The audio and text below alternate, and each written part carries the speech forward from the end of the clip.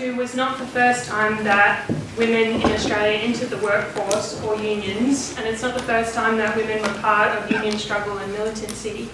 But it was a very dramatic rupture in the ruling class's centuries-old ideology and structures that have excluded women from work, enforced segregation at work, enforced inequality and unequal pay. We have our talk later on today about the return of biological determinism by Amy, so I don't want to steal too much of her thunder, but World War II and the dramatic change in women's role in society is a really fantastic example of how unnatural the so-called separate spheres and roles that women are supposed to play, how unnatural those ideologies are, how socially determined the sexual division of labour is, and how it's designed and redesigned for ruling class interests. But equally dramatic and less well known was women's response to their encouragement and, at some points, coercion into what had been men's work, into factory jobs for war production. They weren't just gung-ho Rosie the Riveters or Winnie the War Winners, as the Women's Weekly encouraged them to be, and as the textbooks that I am supposed to teach from show them to be. As their social role changed, their political confidence and militancy changed really radically as well. And there's a fantastic hidden history that I'll hopefully go through today where they put to use their social weight as workers, setting off a really impressive wave of strikes and industrial militancy to win, or at times to try and win, equal pay, to improve working conditions, despite enormous, really significant pressure coming from politicians, bosses, and even the union leadership and the left and the Communist Party to stay at work for the boys and to keep peace at work for victory. So there are a lot of lessons in that struggle about winning equal pay today and about rank and file union organising and politics today, which I'll come back to throughout the talk. But to begin with, I just wanted to give a hopefully brief picture of how great a reversal the changes were in World War II. The recruitment campaign was significantly different. So just to go over some of the extreme lengths that the Australian ruling class had gone to before the war to enforce nuclear family roles and to keep women dependent and doing the unpaid housework and childcare, even if she has low-paying work to do as well. Of course, all of the Victorian era moralism and ideology about sex roles and family roles was imported from England, right from the start of colonialism. But Australia has its own homegrown legal and industrial structures, and the most famous one is the 1907 Harvester Agreement, which established the concept of the so-called living wage, or the basic wage, or the male family wage, as it was variously known, and which unionists celebrated and used as a touchstone that a man should be paid, the idea was that a man should be paid enough to live on, and the great calculators of what a man needed to live on was, it was never ever enough. It was never enough for a person to live on, but it was supposed to include, being able to provide for your wife and your children, and so that enshrined the idea that men were responsible for wives and kids, and therefore women weren't entitled to a living wage. It was rare for women to get more than 54% of the living wage. Women were excluded from jobs, left out of unions, and so on. The family wage kept men trapped by family responsibility, kept women locked in dependence, and many women and children who had been deserted or who didn't have husbands were living, and were forced to live in utter poverty. But women did work before the war. From employers' perspective, they were cheap labour for expanding industry, but from working class people's perspectives, women needed to. It was just a matter of survival. In the first half of the 20th century, there was a slow but steady increase in women working, not just in servant jobs, although that was common, but also in factory jobs. In as early as 1927, about half of all factory workers in Australia were female, and in Victoria, they were 65% of factory workers. This trend towards more women working and working in factories was concerning for the ruling class because it did disrupt, and it had the potential to disrupt the gender segregation of nuclear family roles. In 1911, there was a Royal Commission into labour shortages and the use of juvenile and female labour, and the commissioner in charge was very, very concerned that women and girls were becoming depraved. and the crowding together of sexes in factories had a pernicious influence and stimulated the sexual system. So, you know, they tried to discourage women from working in factories at all, and one doctor who gave expert evidence at the Royal Commission said the very best thing for growing girls is domestic work.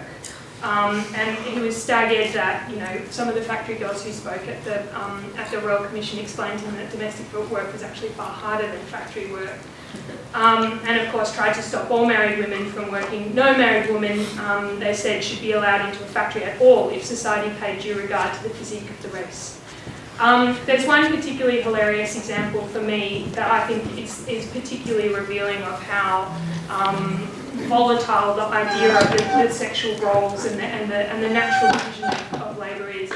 The Victorian Lady Teachers Association asked for equal pay at that Royal Commission, and the response was go home, essentially.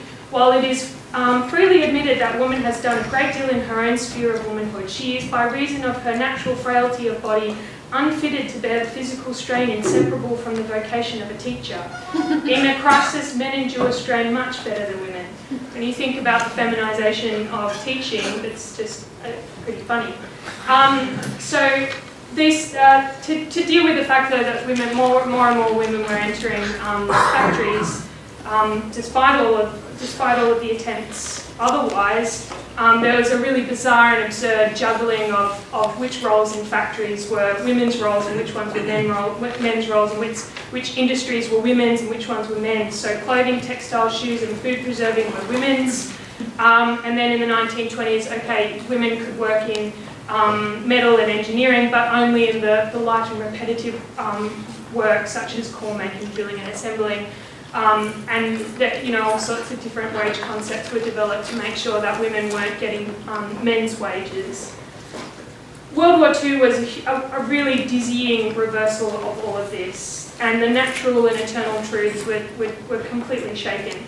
After Pearl Harbor, there was an absolute shortage of labour as the armed forces and defence production expanded, and Australia was expected to feed US forces in the Pacific. So Cabinet endorsed the extensive employment of women.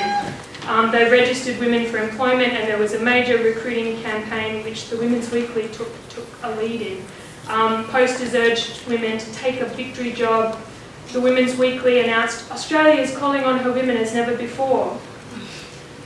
Take a factory job. You'll find it no harder than your house job. Easier perhaps. In fact, many war production factories with their spick and span canteens, bright music and carefully planned rest breaks are more fun to work in than any house. The world turned upside down. So between July 1939 and June 1945, the female working population increased from 677,500 to 811,200. The best estimate of the number who went from being housewives to paid employment was 99,300. But really, it was so, yeah, I mean, there was an absolute increase in the number of women working, but it was more the kinds of work that women were doing that changed dramatically. So from isolated self-employed work, of domestic servant work or piecework, to being wage or salary earners and part of mass production in factories where women were working alongside thousands of others, and in work that was absolutely crucial and obviously crucial to what the ruling class wanted, and in work that often had been previously men's work. So this category increased from 64.5% to 80.1% of the female working population, and domestic servants, indicatively, it declined from the number of domestic servants in 1939 was 18.3%, and in 1945 it was 5.9%. The other really important change was that many women workers were now married, so married female participation rate doubled between 33 and 45. And, you know, at the same time as women increased, of course, the masculinisation of the workforce decreased. And there are stats there, but maybe I'll just quickly move on. So the old ideas of men's and women's work was falling apart in reality, and it was the government's own doing. Although employers and the government fought hard to retain the idea that this was just for the war, that it was no basis for equal pay. Employers in particular fought hard to retain the fiction that women were still not able to do the work men had done before the war to the same capacity by, making sure that there was some token level of segregation in the workforce, or by letting women do, almost the entire production process except for one tiny little bit at the end where, they had to bring in a man to screw on the last screw or whatever. Just make sure that a woman couldn't actually do the full 100% of what men had done. So the Women's Employment Board was set up, and it was actually set up after a strike that women undertook for equal pay, but it was set up by the Federal Labor Government in 1942 in order to determine the scales for women entering male work and male jobs, and they would keep that for the period of the war and the 6 months afterwards. And it was obviously a way to try and manage the craziness that they had kind of unleashed by suggesting to women that they could actually do men's work, but they should keep doing it for less pay. But the WEB didn't have jurisdiction over most women's wages. They only set wages for about 7% of employed women. Mostly they set it when they were prevailed upon, set it at 90% of men's wage. Sometimes it was 80%, and in a few where there was particularly strong militant unionists, the tram conductresses, clerical workers who were organised before the war, and in some retail jobs, women won 100% of men's wage. The WEB, it relied upon and it helped to maintain the basic ideas of men's work and women's work, and it sold the idea that it was just for the war that this would happen. But the WEB commissioners were forced to regularly admit, very paternalistically and despite themselves, that, and this is a quote, "Women produced results in every way equal to males and were doing splendid and satisfactory work. To all of us it was amazing, an amazing revelation to see women who were yesterday working in beauty salons and who had not previously worked outside their homes, who now stood behind the mighty machines, operating them with a skill and mastery that was little short of marvellous. Hats off to these women." In fact, so valuable was women's labour that later in the war they were subject to industrial conscription. They were actually forced into work and into the female jobs that were poorly paid, and maybe I'll come back to that later on. But I wanted to move on to the WEB and what the government expected and so on, and what the employers wanted didn't set the parameters of what women wanted or expected or what they were willing to fight for at all. The new confidence that women gained from being part of massive workplaces and of being essential to production, and the chaos and the contradiction of the arbitrary wage rises led to women across the country kicking off a wave of militant union and strike action for equal pay, for pay rises and better conditions. And there's some really inspiring examples, and I'll just start with a couple.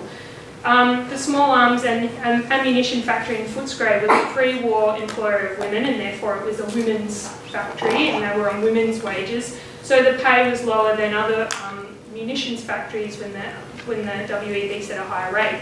So several thousand male and female workers held a stop work meeting at the local band rotunda, which I think I can picture in Footscray, in early 1943, and demanded the 90% rate for females. They didn't get it, but then more than 2,000 women from other government factories joined them on strike. They didn't win their strike, but they were successful at Simmons Aerocessories in South Melbourne when workers were formally awarded the WEB rate. The government, the commissioners said yes, 90%, but Simmons refused to pay it. Feeling reached boiling point, and 132 women sheet metal workers struck for 4 months during the war, which was pretty long. The strikers were supported by 150 male engineers. The case went as far as the High Court before the company finally capitulated and paid the 90%. In Ashfield, very near to where I went to school, management at Amalgamated Wireless Australia refused to pay the pay rise granted by the WEB again. 150 women and girls in the aircraft assembly section joined the Amalgamated Engineers Union. Then the board just decided 75% of those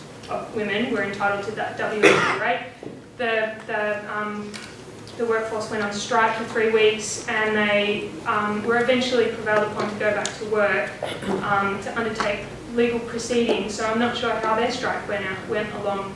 But one kind of description of the general feeling in the period, Daphne Golan, a Communist Party member, wrote, "In New South Wales, during the 20 months ending August 31st, 1944, there were 1,432 industrial disputes involving 588,951 workers and resulting in a loss of 1,461,671 man days or woman days, as was more frequently the case.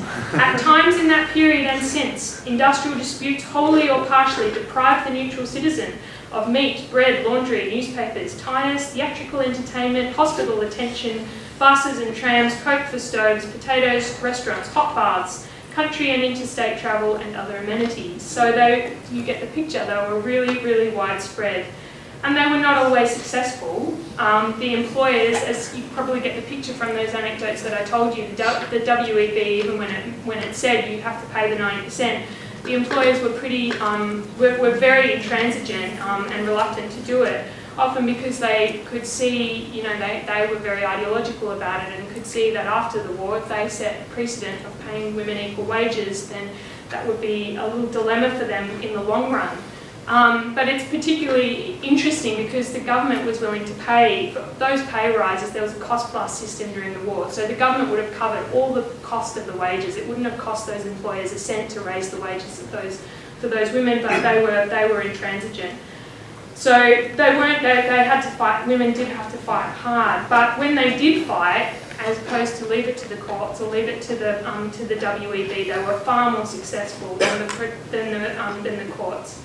When a Sydney company, Richard Hughes, refused to pay the WEB rate, the case dragged through the courts for 6 months. It was in and out and in and out.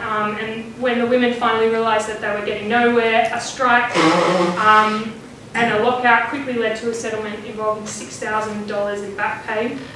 In October 1942, 450 women from 4 other Sydney factory works. The Sydney factories only had to threaten to go out before the employers agreed to give them back pay.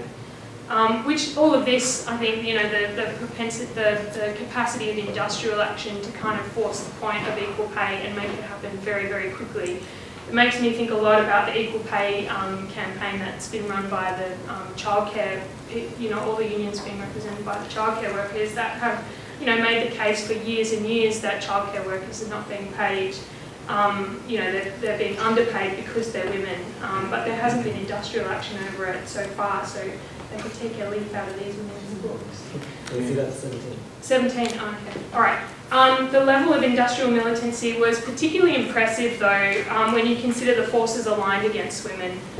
The entire establishment and even the working class institutions, like the unions, were solidly behind the war effort. The leadership of most unions joined in the mainstream propaganda supporting the battle for production. Some of the unions had policies of disciplining the larrikin elements in the membership who either showed up late or might want to jeopardise production through strikes. And the pressure to think about the boys in the trenches and not to be selfish was really, really immense. And while it had an impact on the militancy of men, it couldn't fully erode the new confidence and defiance that women felt, and it just burst beyond that. There's just too many examples to go through, but lots of examples of stop work meetings where the union officials kind of come out and say to the women who have called a stop work meeting and are talking about going on strike, and the union officials say, what about the boys? And the women, they say, we know all about the boys. They're our husbands. They're our sons, but we want equal pay anyway. The clothing trades union had a policy of no strike during wartime, and a statement from their leadership, they were reflecting on how successful they were on achieving this policy of no strikes. And they said, insofar as the men were concerned, this objective was largely achieved, and at no stage during the war was there a dispute of even a minor nature involving the males. What a thing to celebrate as a union official. But he bemoaned the fact that circumstances in regard to female employment are totally at variance to these surrounding employment of males, and the result has been somewhat disastrous. They couldn't contain the women. The role of the Communist Party, though, was tragic too. Before the war, the Communist Party led really strong anti-fascist and anti-war campaigns and movements. They were made illegal for their opposition to the war. But then, along with Stalinists around the world, they fell in behind Stalin and the war effort, and they became very, very gung-ho pro-war. And they tried to use, and they often did use their considerable influence among rank-and-file radicals to keep industrial peace. But they didn't successfully contain the militancy either. Betty Riley, a Communist Party activist who worked in a mill, described the response. So, you know, the strike, the delegate came to call everybody in the workplace out, and because of her influence as the Communist Party member, all of the women in her workplace were like, no, go back to work. You know, what about the boys? They're all, what about the war effort, sort of thing. But then when it came to the mass meeting, when there were, you know, women outside of the Communist Party control, she got up at the delegates meeting to kind of say, back to work everyone, come on, remember the bigger picture, and she was shouted down pretty roundly, and she did not have, you know, she didn't have the influence. She was treated with howls of derision. Later she came to regret that role that she played, which is good. She was sad at the time. So, you know, while I think part of the explanation for, and I've gone on way too long, but part of the explanation for why women were so exuberant and explosive in their militancy was about the fact that the union, you know, the union bureaucracy hadn't yet kind of settled upon women and settled as that force. The traditions, you know, that Dennis was talking about yesterday, you know, of, you know, this is how you do it, and, you know, these are the ways that you call a union meeting, these are the structures, this is who you listen to, these are the kind of people who speak at meetings, all of those traditions that can, you know, be very, very useful in terms of mobilising the workforce and using that to, you know, to settle your disputes with the boss, can also have the opposite influence of holding the struggle back, of making people want to wait for the union officials. And because women have been excluded from unions in many, many cases, there just wasn't that history and there wasn't that deference to union officials necessarily. So, you know, it just meant that when the union wasn't there to do it, then the women found ways to do it themselves. And there's a really great example of these women who were just out of school at the Burley factory making bras. And, you know, they were part of the CTU, the union that didn't want to have any strikes. And so they used the time-honoured tradition of children in schools passing notes to each other in order to organise a stop work meeting. So instead of having like a proper union meeting where you go out at lunchtime or whatever the tradition in that particular union was, they just found their own mechanisms for organising and communicating and electing delegates amongst themselves, which is very impressive, and they won their 90% in the end. So while there was all of this activity and really fantastic, you know, throwing off of those kind of constrictions, it was interesting listening to Paddy's talk yesterday when, you know, he was saying that the Communist Party played a really powerful role of fanning the flames and making the connections between different, you know, like this struggle of the blacks in the Northern Territory is the same struggle as, you know, your midworks or your boss wherever you are in the world, and connecting up those struggles. Whereas the Communist Party during this period and the union officials in general just completely ignored it and didn't do that connecting role, you know, and at very best didn't do it. If they weren't not doing it, they were trying to stop it. And you can see, there's a lot of examples where you can see that it could have been such a deeper moment of breaking not just those, you know, bit by bit, not 90% here, 70% here, 100% there, but breaking that very ideological, you know, deep idea in society that this is women's work, that's men's work, women are inferior, and after the war it'll go back to be so. So, you know, a lost moment, I suppose, but not for eternity, because I think these examples from World War II are really useful for us to draw on today for a whole lot of reasons. One of them is just that memory of rank and file organisation, of people being able to. You do not have to wait for a union official to organise anything for you to organise and collaborate and push with your workmates. for something to change. And that, that's something that we, I think, really need to remember at the moment when it seems like, the working class is so passive, no one wants to go on strike, it's really hard to find people to talk to at work. It's not necessarily the case that that's not simmering underneath the surface, that kind of explosive energy can't be tapped and used and mobilised. But I think as well, it is also useful for us to remember that and to make those connections about the fact that there is, still like incredibly pay inequality is increasing at the moment. And a lot of the antidote that's suggested to deal with unequal pay is more women on boards, or it is like I was referencing before, the protracted, community campaigns about,